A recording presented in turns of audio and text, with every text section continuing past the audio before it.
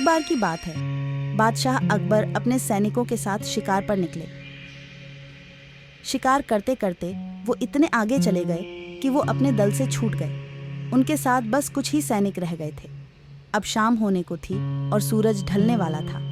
साथ ही अकबर और उनके साथ के सैनिकों को भूख भी सताने लगी थी। काफी दूर निकल आने पर बादशाह अकबर को यह एहसास हुआ कि वो रास्ता भटक गए हैं। वहां आसपास कोई नजर भी नहीं आ रहा था जिससे रास्ते के बारे में पूछा जा सकता था। कुछ दूर और चलने पर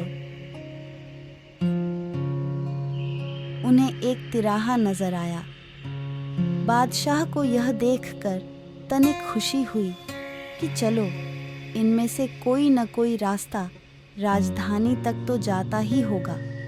लेकिन सभी इसी उलझन में थे कि किस रास्ते पर चला जाए। तभी सैनिकों ने पेड़ के किनारे एक छोटे से बच्चे को देखा। वह बच्चा तनिक हैरानी से महाराज और सैनिकों के हथियारों को देख रहा था।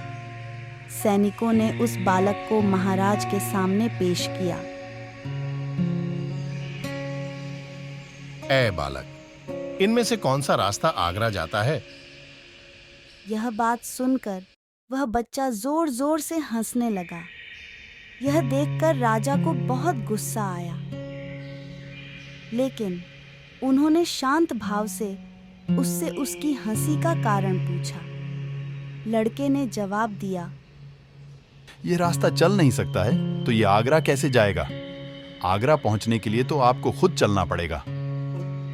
महाराज उस लड़के की सूझबूझ को देखकर चकित रह गए। उन्होंने प्रसन्न होकर उस बच्चे का नाम पूछा। लड़के ने जवाब में अपना नाम महेश दास बताया।